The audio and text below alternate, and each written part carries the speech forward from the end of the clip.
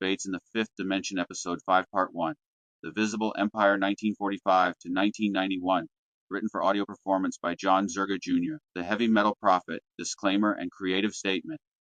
This work is transformative fan literature created to celebrate humanity, creativity, and the power of storytelling. It references cultural archetypes, historical figures, and genre conventions as acts of homage and critical commentary. No copyright infringement is intended. This audio drama is non-commercial art, created in the spirit of parody, satire, and cultural criticism, protected under fair use doctrine. All recognizable figures are used as symbols in service of political satire and social commentary. May we always question, create, and resist the cold, open sound of darkness, deep, echoing stone chamber, water dripping somewhere distant, the scrape of fingernails on coffin wood from the inside, sound of a coffin lid sliding open with the groan of ancient hinges, dust cascading. Crypt Keeper speaks, his voice emerging from decay itself, wet, crackling, gleeful. Welcome back, kiddies. Did you miss me?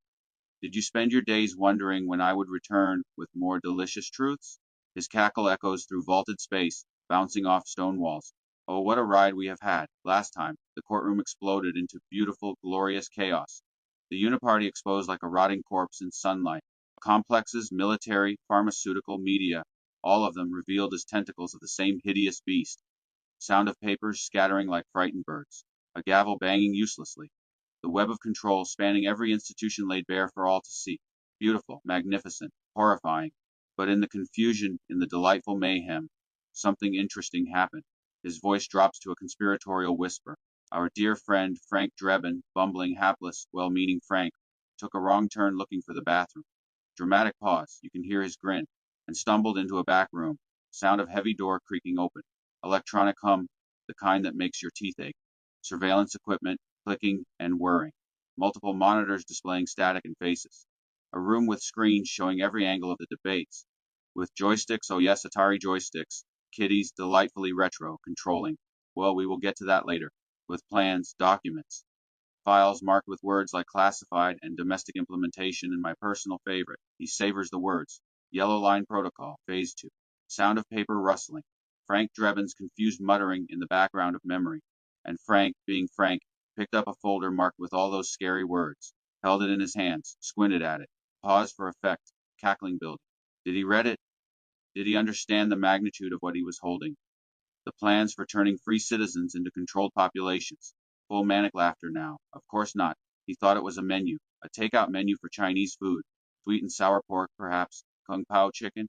He wheezes with laughter. So he handed it to someone more capable. Someone who does not confuse conspiracy documentation with cuisine. Detective Harry Callahan. Tone shifts. Serious, dangerous, the laughter dying like a snuffed candle. And Harry does not miss anything. Harry does not misrate anything. Harry knows exactly what he is holding. A blueprint for control. A manual for tyranny. Evidence of conspiracy. Sound in the distance, echoing through dimensions. A 44 Magnum cylinder clicking open. Checking rounds, clicking closed. What is in that folder? What is the yellow line protocol? What are they planning? Maniacal grin returning to his voice. Oh, I love suspense. I cannot wait to see how this all turns out. Can you? Sound of distant explosions. Engine screaming. Artillery fire. The sounds of war across decades. But first, before we talk about what happens in the shadows, we need to talk about what happens in the light. The wars they admit to. The policies they defend. The empire they build in plain sight while telling you it is for your freedom. He leans in close. You can almost smell the rot. Tonight, the visible empire, from 1945 to 1991, from the ashes of World War II to the triumph of the Cold War, from Bretton Woods to the Berlin Wall, from containment to collapse, his voice rising to a theatrical crescendo, where you will learn why your dollars have value, why we fought in Korea and Vietnam, why Nixon went to China, why we are stuck in the Middle East, and why everything your teachers told you was a carefully constructed lie. Sound of massive explosion, the sound of empires rising and falling, then sudden oppressive silence. Buckle up, kiddies. Put on your learning caps.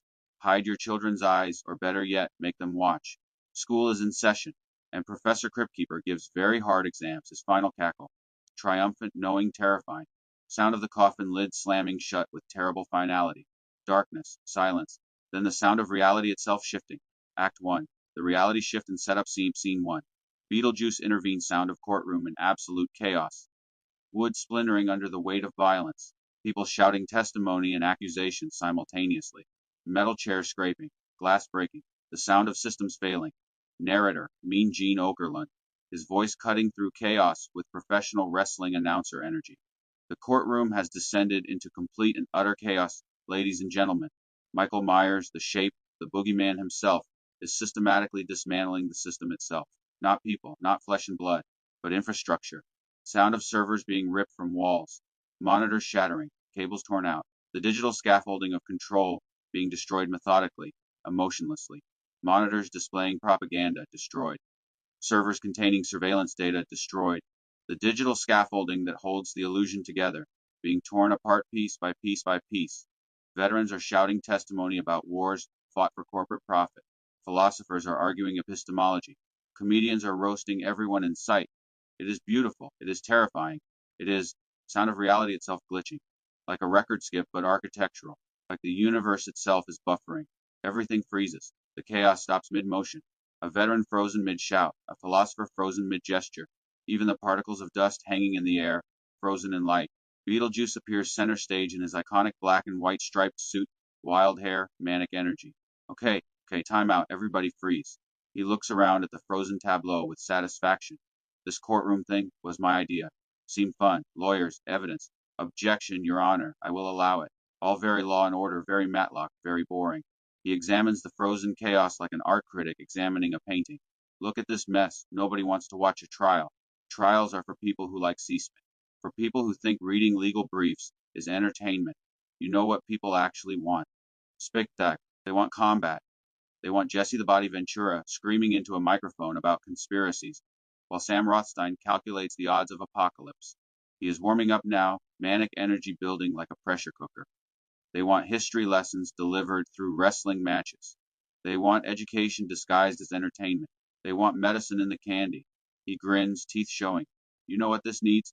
A ring, ropes, turnbuckles, commentary booth, maybe some pyrotechnics. Definitely some pyrotechnics. And me, I have got other business to attend to. Infrastructure to haunt, systems to corrupt, bureaucracies to infest, Beetlejuice things. He tips his hat to the audience. The fourth wall does not exist to him. Enjoy the history class, kiddies.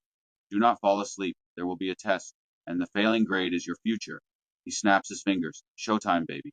Back to the Coliseum. Sound of reality warping. Not fading, not transitioning, warping. The courtroom does not dissolve. It melts like a Salvador Dali painting. Wood becomes stone. Fluorescent lights become torches. Modern becomes ancient. The acoustic space explodes outward, from confined courtroom to massive arena. The frozen people shift with reality. They are suddenly in different positions, different clothes, different context, but they remember everything. Beetlejuice vanishes in a puff of green smoke that smells like grave dirt and bad decisions. He is gone. Mission accomplished. Chaos agent successful. Scene 2. The Coliseum restored sound of the fifth dimension Coliseum in all its impossible glory. Massive. Alive. The crowd roaring like an ocean, like a living, breathing entity of thousands upon thousands. Persian sandstone arches pulse with crimson and violet light. Gin hookahs curl clove scented smoke in impossible patterns. The Jumbotron, 3 stories tall, blazes with light. Narrator Mean Gene, with awe and energy in his voice. We are back, ladies and gentlemen. Back in the fifth dimension Coliseum. The impossible made possible. The metaphysical made visceral. Sound of Iron Maiden's 2 minutes to midnight, tearing through the space at concert volume. Eddie the skeletal mascot shredding guitar on a rune-carved stage that should not exist. The Coliseum, Persian sandstone arches defying physics. Gin hookahs curling smoke that whispers secrets. The Jumbotron blazing with hashtags and memes and truth. It is like we never left, except the music fades slightly. Except everyone remembers the courtroom. The trial, the exposures, the testimonies. Everything that was said is still true. It still happened. We just changed venues. From courtroom to Coliseum. From legal proceeding to educational gladiatorial combat. Sound of the arena settling. The crowd finding their seats. A massive collective breath being taken. Sound of commentary booth high above the arena floor. Leather chairs, monitors displaying statistics. 2 men suddenly there, as if they had always been there. G. Ventura in the commentary booth, genuinely confused, touching his face and body. Samuel. Were we just in a courtroom? I was wearing a suit, a tie. There was a judge with a gavel. There were lawyers arguing motions. Sam Rothstein beside him, impeccably dressed in perfect suit, scribbling his leather ledger with a gold pen, not looking up, deadpan. Jesse, I do not know what you are talking about. We have been right here in this commentary booth calling this debate since episode 1. You, me, and these monitors. Ventura looking at his clothes, back in his wrestling gear, touching his familiar vest. But I was wearing a suit, a tie. I hate ties. I remember adjusting the damn thing. There were lawyers, motions, a bailiff. Rothstein still not looking up, voice perfectly calm. You are wearing the same thing you always wear, Jesse. Same gear, same vest, same boots. Maybe you are having a stroke. Should I call someone? Does the fifth dimension even have paramedics? Ventura, I'm not having a stroke, Sam. Reality shifted. I know it did. I was there. We were all there. Rothstein finally looking up, adjusting his glasses. Jesse, listen to me. Focus. Reality always shifts in the fifth dimension. That is the whole point. Time is fluid. Space is negotiable. Consistency is a suggestion. He goes back to his ledger. We've got Trump versus Ali, geopolitics, wars, empire, the usual apocalypse. Try to stay focused on that instead of worrying about whether reality is consistent. Ventura muttering, genuinely unsettled. Reality just shifted. I know it did. I was there. We all were. Rothstein. Reality always shifts in the fifth dimension, Jesse. That is the whole point. Now focus. We are about to learn some things that will make the reality shift seem quaint. Sound of the arena settling. The crowd's chant building like a wave. Crowd rhythmic, building, powerful. Ali, Ali, Ali. The chant shakes the foundations of impossible architecture. Scene 3. The handoff sound of backstage area beneath the Coliseum. Concrete tunnels. Fluorescent lights buzzing like dying insects. Footsteps echoing. The sound of systems running, ventilation, power, the infrastructure of the impossible. Narrator, voice lower, conspiratorial. Behind the Coliseum, in the service tunnels where the audience never goes, where the magic happens, where the systems run. Sound of a door bursting open. Someone stumbling through, coughing, covered in dust. Frank Drebin stumbling out of a doorway, dazed hair mussed, suit jacket covered in dust, tie askew. Has anyone seen the bathroom? Anyone? I got lost and ended up in some kind of command center. Control room, mission control. He is genuinely confused, holding a manila folder against his chest. There were screens, dozens of them, showing the debates from every angle, showing people, politicians, all these faces glitching in. He trails off, looking at what he is holding. And joysticks, Atari joysticks, like from the 80s? The original 2600 model with the red button. Why would anyone have those in a command center? Are they controlling something retro? Vintage gaming tournament, maybe. He is holding a manila folder, thick with documents. Classified yellow line protocol, phase 2.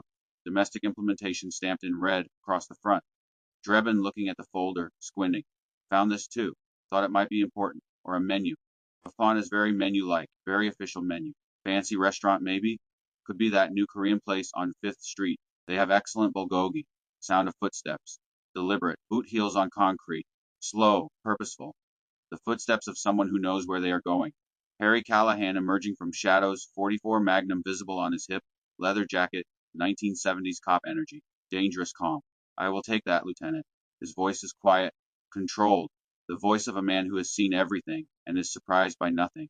Drebin handing the folder over with visible relief, glad to not be responsible for it. Oh, good. You are with, which department are you with? Facilities? Security? Health and safety? You look very authoritative, very armed.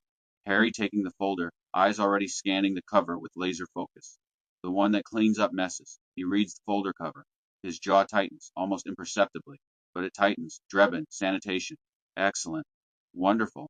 Listen while I have you. There is also a coffee spill in room 3B that has been there since Tuesday. Maybe Wednesday. It is starting to smell, and possibly grow. Harry not looking up from the folder, voice flat. Bathroom is that way. He points randomly down a hallway without looking. He does not care. He is already reading. Drebin relieved, starting to walk away. Thanks, very helpful, very professional. By the way, those joysticks in there, in the control room, the left one sticks. Needs WD-40. Tell maintenance. They are probably important for whatever vintage gaming thing you are doing. He wanders off, whistling the Naked Gun theme tune, completely oblivious to what he just handed over. Sound of Drebin's footsteps, and whistling fading into the distance. Sound of Harry opening the folder. Pages turning, his breathing changes. Gets slower, more controlled.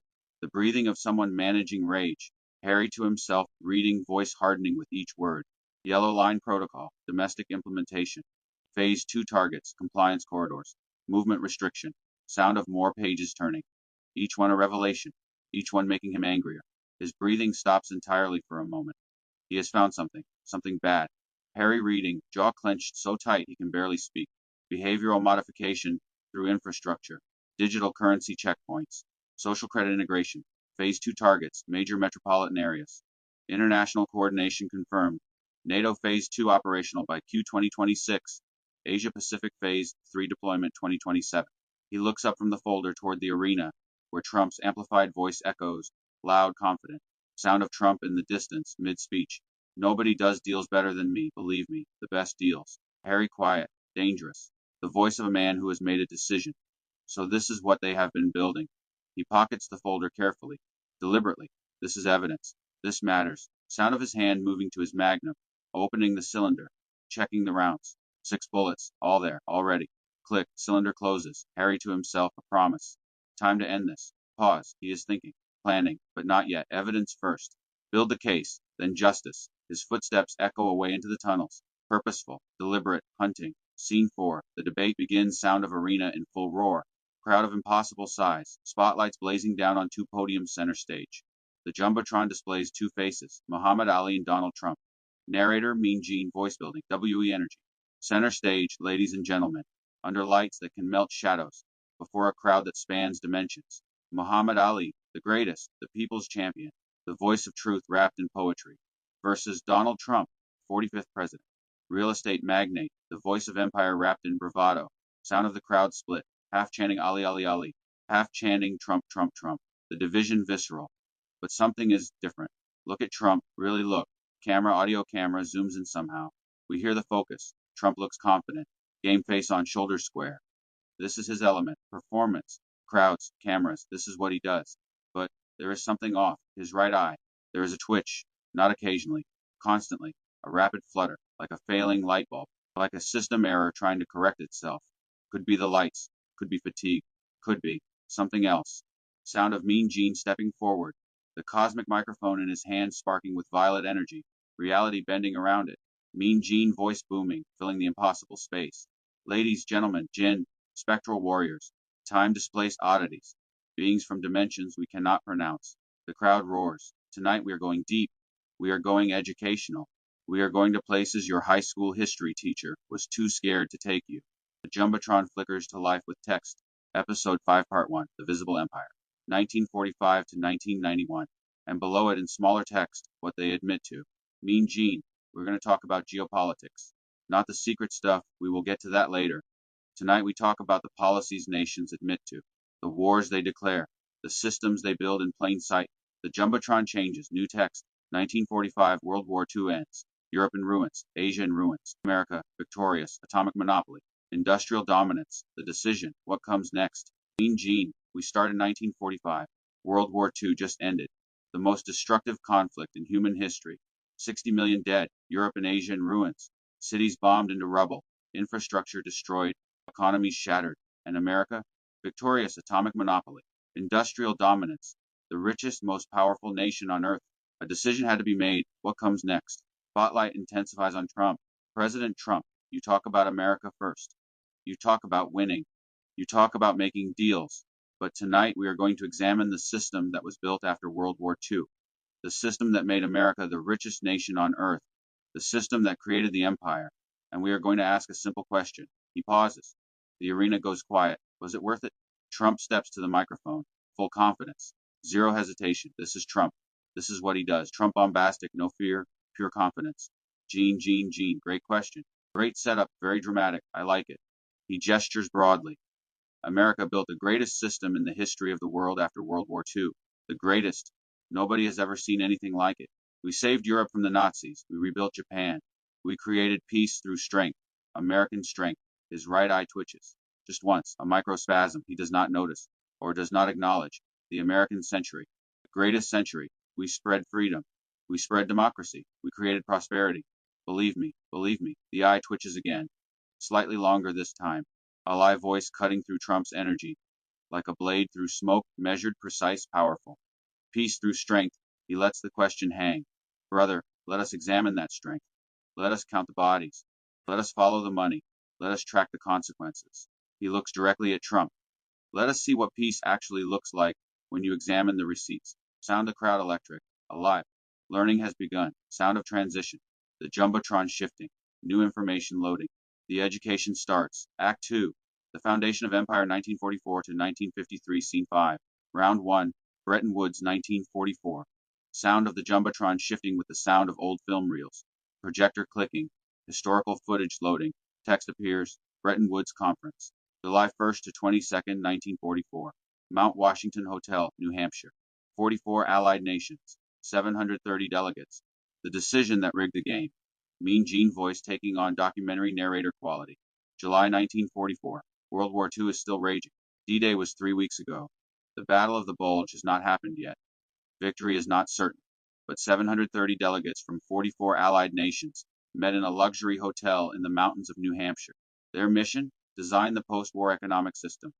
The Jumbotron shows photos, men in suits, mountains in background, the Grand Hotel, and they made one critical decision. One choice that would define the next 80 years. The US dollar would become the world's reserve currency. Sound of reality shimmering. A figure materializing on stage. Older British gentleman. Professorial. Wire-rimmed glasses. British accent that speaks of Cambridge and old money. John Maynard Keynes, British economist, architect of Bretton Woods. Voice carrying the weight of history. I was there. I represented Great Britain. We were the other great power at that table. The British Empire. He looks at the crowd with sad, knowing eyes. We were broke. Utterly, completely, devastatingly broke. 6 years of war had destroyed us. Our cities bombed. Our treasury depleted. Our industry converted entirely to war production. Our young men dead. We owed America everything.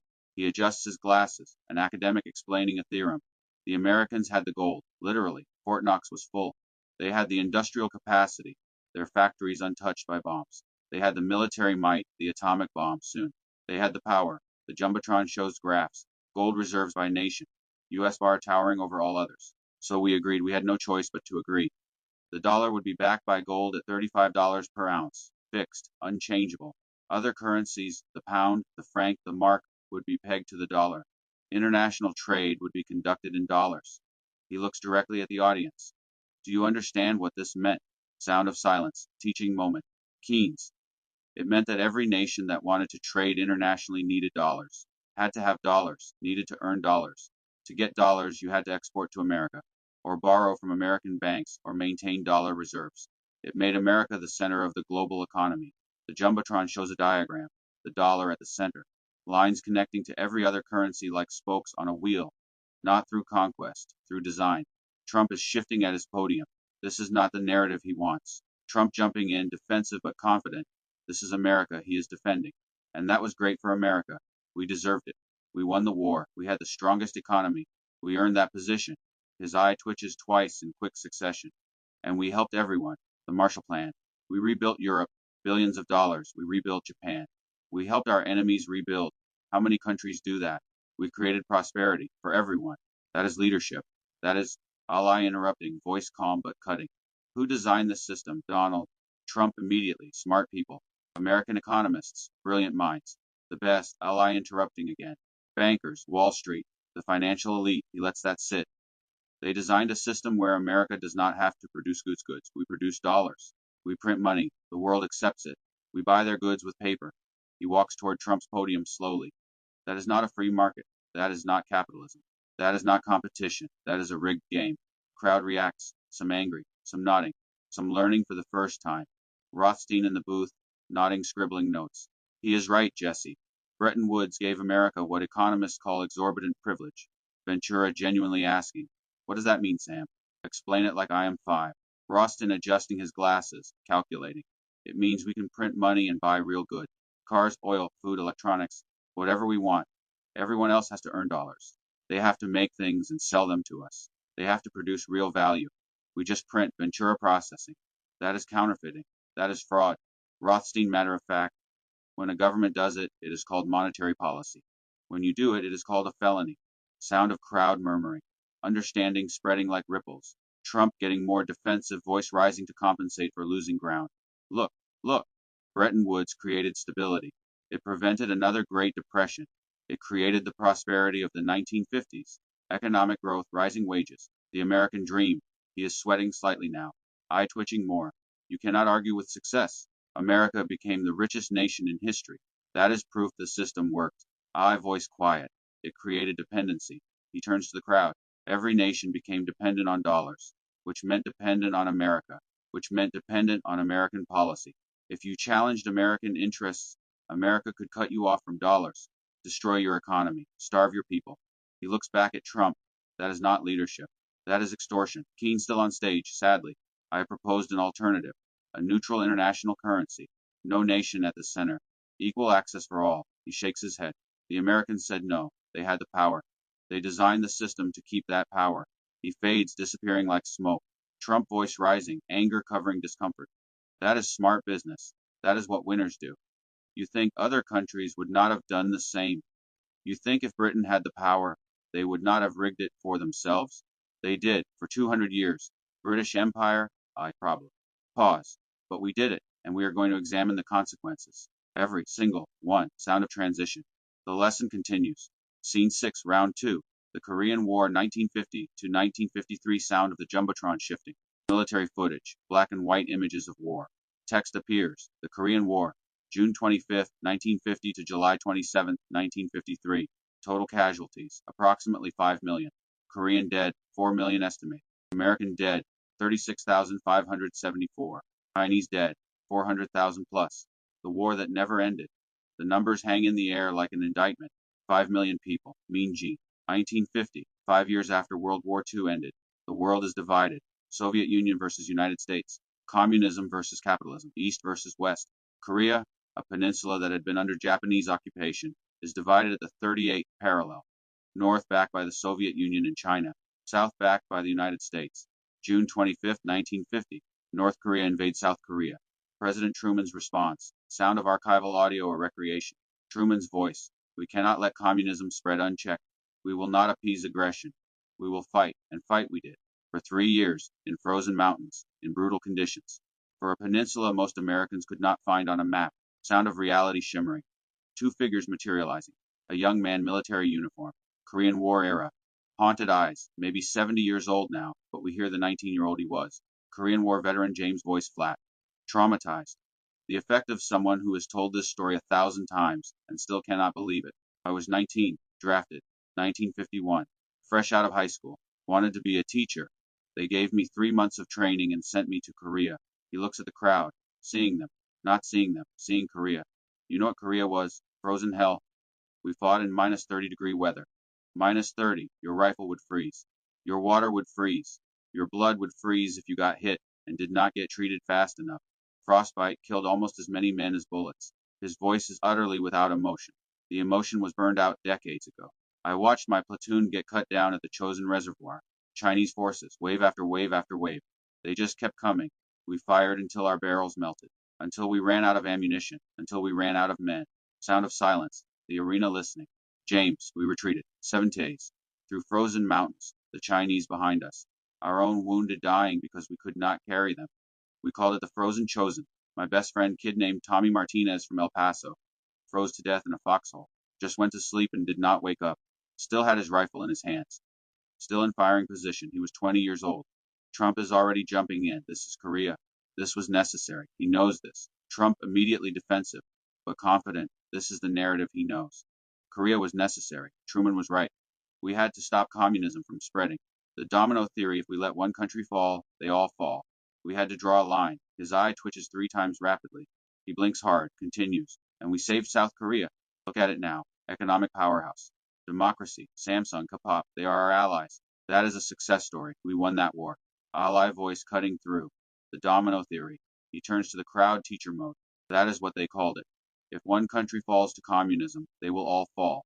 Like dominoes, one push, and the whole thing collapses. So we had to fight everywhere. Korea, Vietnam, Latin America, Africa. Everywhere. Anywhere communism appeared, we had to fight. He looks back at Trump. How did that work out, Donald? Trump aggressive, compensating for the eye twitch that is getting worse. South Korea is a success story. Look at it now. Economic powerhouse, democracy, modern. They love America. We won that war. James' voice like a knife. We did not win. Everyone stops. We stopped. July 27th, 1953. Armistice, not a peace treaty. An armistice, a ceasefire. He looks at Trump. North Korea and South Korea are still technically at war. 73 years later, the longest armistice in human history. 36,574 Americans dead. For a stalemate that has lasted 3/4 of a century. He pauses. Was that winning, Mr. President? Sound of another figure materializing. Elderly Korean woman, traditional hanbok dress, face lined with grief and age. A photograph in her hands, burned at the edges. Korean civilian Hai Jin speaking through a translator, but we hear her voice underneath, raw, real. I was 12 years old, Seoul, summer of 1950. When the war came, my city burned. North Koreans bombed us. Americans bombed us. We did not care who was bombing. We just wanted it to stop. She holds up the photograph. We cannot see it, but we hear the grief. My parents, my two brothers, ages 8 and 6. My baby sister, she was 3 months old. All dead, not soldiers, civilians. We were not fighting anyone. We were trying to survive. Her voice hardens, becomes steel. 4 million Koreans died in that war.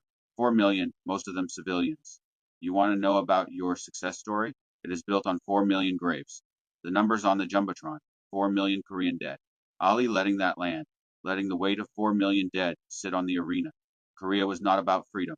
It was not about protecting democracy.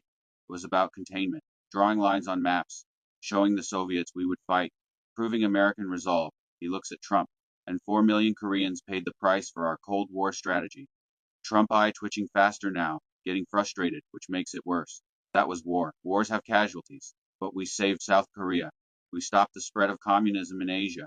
If we had not fought, the whole region would have gone communist. Japan, Philippines, all of it. He is gripping the podium harder now, white knuckled. Sometimes you have to make hard choices. That is what leaders do. Ventura and Booth, voice heavy with something that sounds like grief. I believed that for years, decades. The domino theory made sense. If we do not fight them there, we will have to fight them here. Pause. Rothstein looking at data on his tablet, voice factual. And yet, Vietnam went communist in 1975. Laos went communist. Cambodia went communist. He looks up, and none of the other dominoes fell. Thailand did not go communist. Malaysia did not. Indonesia did not. Philippines did not. Japan did not. The dominoes did not fall.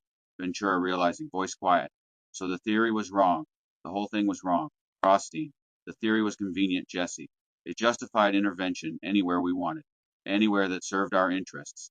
Sound of crowd processing, anger building, learning, understanding, Trump defending harder, voice rising to compensate for losing control. Korea was the right decision. Even if the domino theory was flawed, we created a strong ally. 50 million people living in freedom. Prosperity. That proves the system works. Ali quiet, deadly quiet, at the cost of 36,000 American lives and 4 million Korean lives. Long pause. Was that trade worth it? Silence. Even Trump has no immediate answer. His eye is twitching so fast it looks like rapid blinking. Sound of transition. The education continues. The body count grows. Scene 7. Ray Eisenhower's warning, 1961 sound of the Jumbotron shifting. Presidential footage. The White House. 1961. Text appears. President Dwight D. Eisenhower.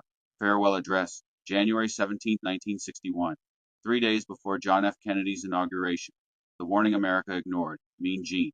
Before we go further into the wars, before Vietnam, before the coup, before the chaos, we need to hear from someone who understood the system, someone who saw what was being built, someone who warned us. President Dwight D. Eisenhower, 5-star general, Supreme Allied Commander in Europe, won World War II, two-term president, and in his final speech as president, 3 days before leaving office, he gave America a warning. Sound of reality shimmering, a figure materializing, elderly man, military bearing still visible in his posture, the weight of command of history, of sending millions to war, all visible in his eyes. Dwight D. Eisenhower, voice grave, grandfatherly but stern, the voice that commanded millions. January 17, 1961. 3 days before I handed the presidency to John Kennedy, I gave my farewell address, televised, every major network. He looks at the crowd with eyes that planned D-Day, that made decisions that saved or killed hundreds of thousands. I said, he recites from memory, this matters. In the councils of government, we must guard against the acquisition of unwarranted influence, whether sought or unsought, by the military-industrial complex. The potential for the disastrous rise of misplaced power exists and will persist. He pauses, lets that warning sink in. Do you understand what I was warning you about? Sound of silence, everyone listening. Eisenhower, I was a Supreme Allied Commander. I commanded millions of men. I planned the D-Day invasion. I won the war in Europe. I know war. I know the military. I understand it better than almost anyone alive. And I am telling you, a permanent military establishment, combined with a permanent arms industry, is a threat to democracy itself, not a threat from outside, a threat from within. Trump is already interrupting. He cannot help himself. This is an attack on American strength. Trump interrupting, confident, dismissive, that familiar Trump energy. General, with all due respect, and I have tremendous respect for you, great general, maybe the greatest, won the war, incredible. But that was 60 years ago. 60. The world has changed. We face different threats. We need a strong military. We need defense contractors. We need Eisenhower cutting him off. Command voice. The voice that millions of soldiers obeyed instantly. You need to listen. Trump actually stops, shuts his mouth. That is the voice that commanded armies. That voice has power, Eisenhower. I am not saying we do not need a military. We do. I built much of the modern military myself. I am saying that when you build a permanent war machine, it needs wars to justify its existence. He steps forward, teaching mode. Defense contractors need contracts, billions in contracts, profit. Generals need commands. Stars on their shoulders do not mean anything without troops to command. Politicians need threats to campaign against. Vote for me, I will keep you safe from the enemy. His voice hardens, so you create threats.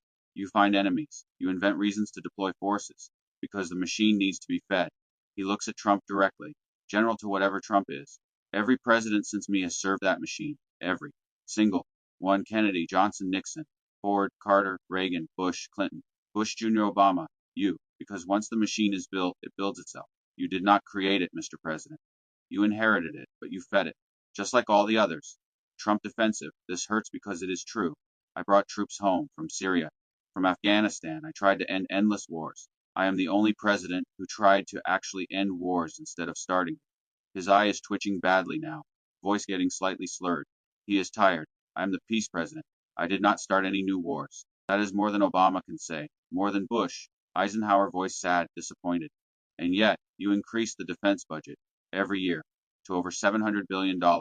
You approved more drone strikes in your first 2 years than Obama did in 8. You vetoed congressional attempts to end U.S. support for the Saudi war in Yemen. You sold billions in weapons to Saudi Arabia, to the UAE, to countries committing war crimes. He shakes his head slowly. You talk about ending wars, Mr. President, but you feed the machine, because the machine is bigger than any president, bigger than any politician. The machine owns Washington. ALI stepping forward, voice like a prophet. General Eisenhower warned us in 1961, 65 years ago. Has anything changed? Eisenhower looking at the crowd, reciting facts. The defense budget is now over $850 billion annually, more than the next 10 countries combined. China, Russia, Saudi Arabia, India, France, UK, Germany, Japan, South Korea, Brazil. All of them together. Still less than America spends. The Jumbotron shows bar graphs. U.S. military spending towering over all others combined. We have approximately 750 military bases in 80 countries. We spend more on defense than we spend on education, infrastructure, health care, and veterans care combined. He looks at Trump with something like pity. The military-industrial complex won, son. It won decades ago. You are just playing your role in the machine. Sound of silence. The weight of that truth crushing the arena. Trump has no response, for once, his eye twitching. Hands gripping the podium, looking smaller. Sound of transition. The education continues. Scene 8, Round 4, the Vietnam War 1965 to 1975, sound of the Jumbotron shifting. Color footage now, helicopters. Angle, text appears. The Vietnam War 1965 to 1975. American dead, 58,220. Vietnamese dead, 3 to 4 million. Cost, $168 billion in 1975 currency. Over 1 trillion adjusted. War we lost, Mean Gene, Vietnam. The war that broke America's illusion of invincibility. The war that divided a nation, that sparked protests, that created a generation of cynics. The war we lost, sound of reality shimmering, a figure materializing, a man in his 70s. Vietnam veteran Marcus, we have seen him before. 1,000-yard stare. The weight of memory. Marcus Vietnam veteran, voice carrying decades of pain. I was drafted in 1968, 19 years old. They told us we were fighting communism, fighting for freedom, fighting for the Vietnamese people. He looks at the crowd. You know what we were really fighting for. Nobody could tell us. Our officers could not explain it. Our politicians could not explain it. We were just there dying, and nobody could say why. The Jumbotron shows footage, helicopters, burning villages, body bags. Marcus, I watched 18-year-old kids get shipped home in boxes. Kids who had never kissed a girl, never held a job, never voted. Dead in a jungle 10,000 miles from home, for reasons nobody could articulate. And the Vietnamese, they were just trying to survive. Most of them did not care about communism or capitalism. They just wanted to grow their rice and raise their families and not get bombed. We burned their villages, poisoned their crops, killed their children, and called it freedom. Sound of another figure materializing. Vietnamese woman. Traditional Ao Dai, elderly, eyes that have seen horror. Nguyen Vietnamese civilian, voice quiet but steady. I was 15 years old, my lie. March 16, 1968. American soldiers came to our village. We thought they would search for Viet Cong and leave. She pauses. The memory is physical. They killed everyone, women, children, babies, old people. They shot us in ditches. They burned our homes with people still inside. 504 people died that day. My mother, my sisters, my grandmother. I survived because I hid under the bodies. I lay in the ditch, covered in my family's blood, and waited for them to leave. The arena is utterly silent, Nguyen. That is what your freedom looked like to us. Trump desperately trying to pivot. My lie was a tragedy, an aberration. Those soldiers were prosecuted. That is not what America stands for. Marcus. One person was convicted. 1. Lieutenant William Calley. He served 3.5 years of house arrest for 504 murders. He looks at Trump. You want to know what America stands for, Mr. President? That is what America stands for. Accountability for the powerless. Immunity for the powerful. ALI voice heavy. 58,000 Americans dead. 3 to 4 million Vietnamese dead. And we lost. The dominoes did not fall. Vietnam is communist today, our ally. We trade with them. We vacation there. So what did 58,000 Americans die for? What did 4 million Vietnamese die for? Trump weakly, eye twitching constantly now. We were fighting communism. The threat was real. The Soviets were, a lie, the Soviets are gone. Vietnam is still communist, and they are our trading partner. The theory was wrong, Donald. The war was wrong. And millions paid the price. Sound of transition. Scene 9. Round 5. Nixon goes to China 1972. Sound the Jumbotron shifting. Nixon stepping off Air Force One. Shaking hands with Mao. Text appears. Nixon goes to China, February 1972. The week that changed the world. Politic revealed. Mean Gene. 1972. Richard Nixon, the most anti-communist president in American history, flies to Beijing and shakes hands with Mao Zedong, the man who had made his career calling Democrats soft on communism, who had destroyed careers with accusations of communist sympathy, flew to communist China and opened relations. Why? Sound of reality shimmering. Richard Nixon materializing, sweating, paranoid, but brilliant. Nixon voiced that familiar mix of paranoia and cunning. Politics, Gene, pure politics. He looks at the crowd, already defensive. We needed China against the Soviets. The Sino-Soviet split gave us an opportunity. Turn them against each other. Divide our enemies. That is realpolitik.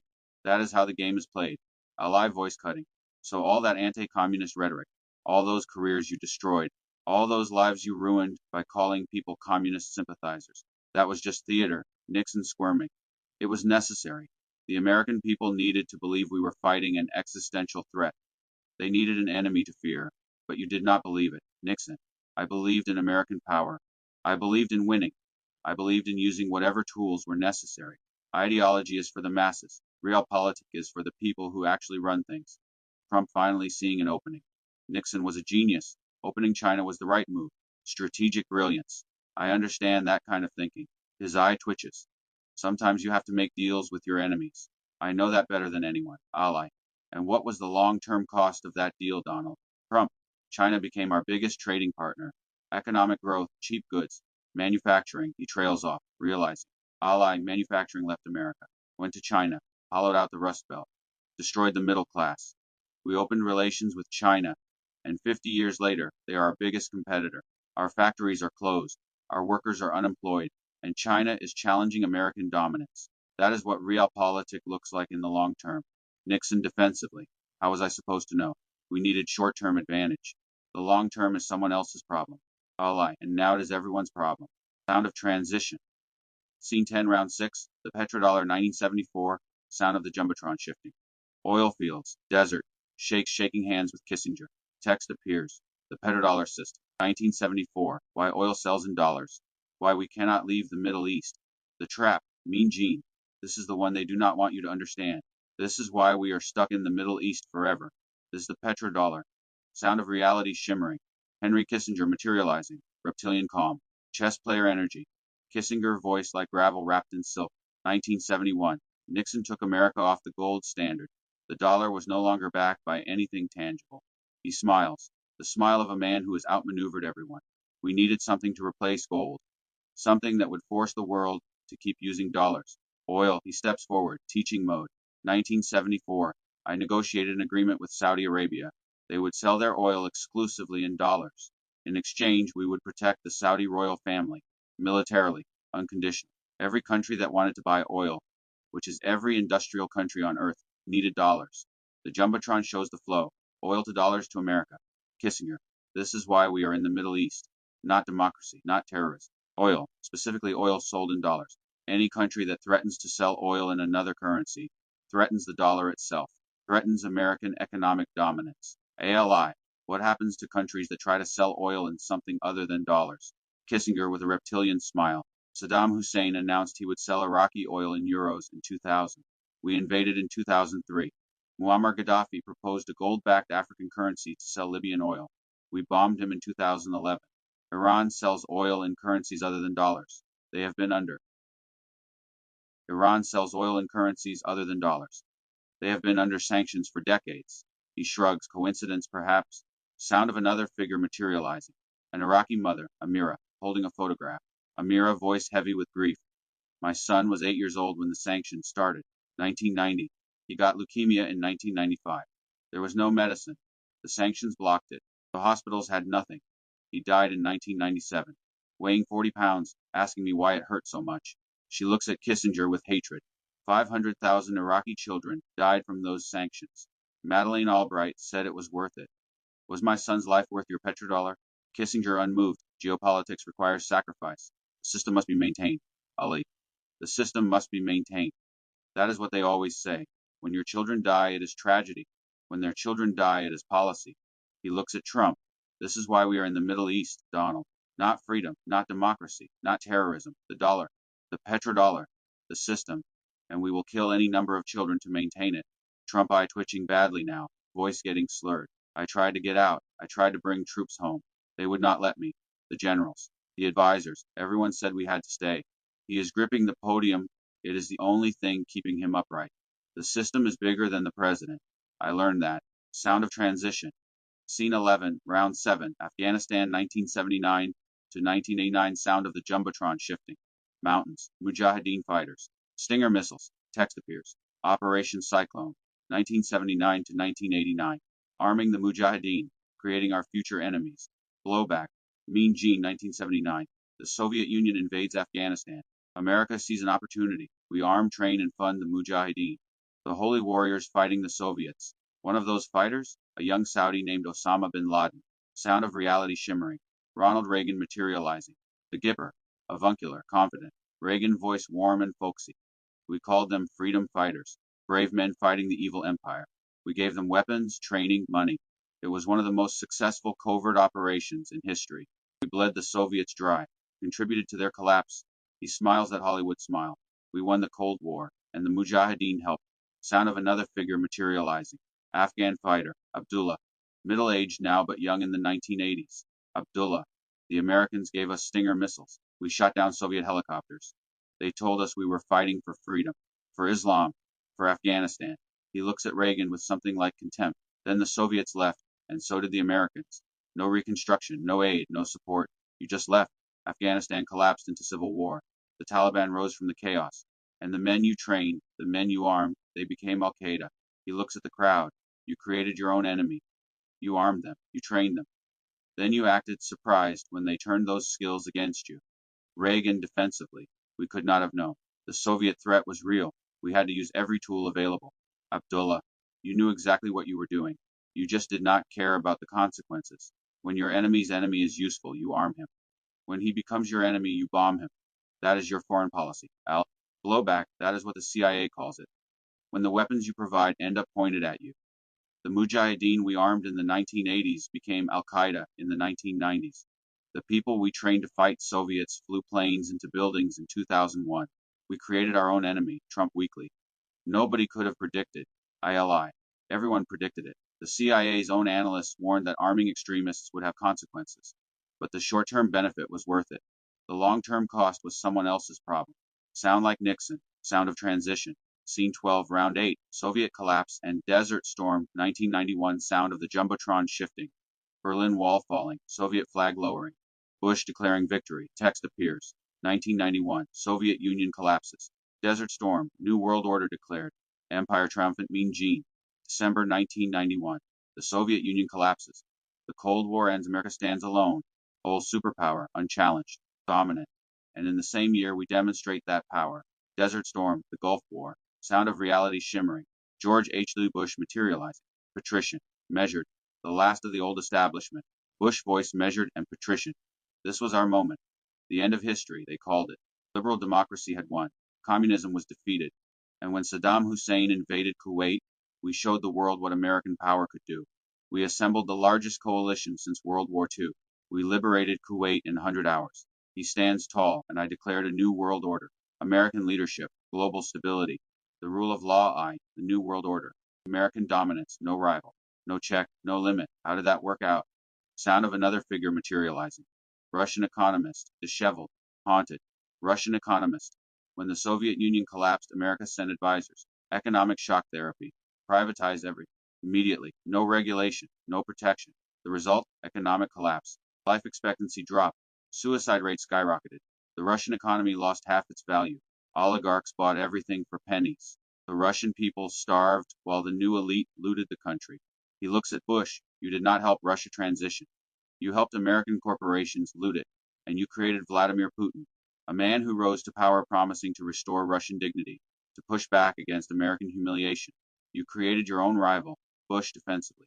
The Soviet collapse was a victory for freedom. We could not control what came after. Russian economist, you did not try. You were too busy celebrating. Sound of Amira returning. The Iraqi mother, Amira, and then Desert Storm. You bombed the highway of death. Fleeing soldiers, surrendering soldiers, burned alive in their vehicles. Then came the sanctions. 13 years. 500,000 children dead. Madeleine Albright said it was worth it. She holds up her photograph again. Was my son worth your new world order? Trump sagging visibly now, eye twitching constantly. Speech slurred. We had to maintain stability. We had to show strength. The world was watching. He looks like he might fall over. The machine needed to be fed. He catches himself, surprised by his own words. Wait, what did I just say? ALI with something like compassion. You said the truth, Donald. Maybe for the first time. The machine needed to be fed. That is what all of this was about. Bretton Woods, Korea, Vietnam. The petrodollar, Afghanistan. Feeding the machine. He looks at the crowd. Now you understand how the empire was built. In plain sight, with policies they admit to. Wars they declare. Systems they defend. This is the visible empire. 1945 to 1991. But part 2? 1991 to 2026? That is where the empire began to collapse under its own weight. Sound of Trump suddenly gasping, clutching his head. Trump, something is wrong. My head. There is something in my head. He is staggering. Ali rushing forward. Donald, easy. Trump collapsing to one knee. I can hear them, the voices, the commands, the terms of service. He looks up at Ali with something like clarity breaking through. Put something in me. I do not know when. I do not know how, but it is breaking. I can feel it breaking. Ali holding him steady. Stay with me, Donald. We are going to get through this. Crypt Keeper voice cutting through. Delighted. What a cliffhanger, kiddies. Sound the coffin creaking. The Crypt Keeper's laugh echoing. Crypt Keeper. Our president is failing. His mind breaking. The chip in his head malfunctioning. Will he survive to see part 2? Will we learn about Iraq, Afghanistan? The war on terror? Will Harry Callahan raid the control room? Will we finally learn what the Yellow Line Protocol really is? His voice drops to a whisper. Join us next time for episode 5, part 2. The Unipolar Disaster. Where empires go to die, his cackle builds. Hey, hey, sound of Trump breathing heavily. Ali holding him, crowd in chaos, static cut to black.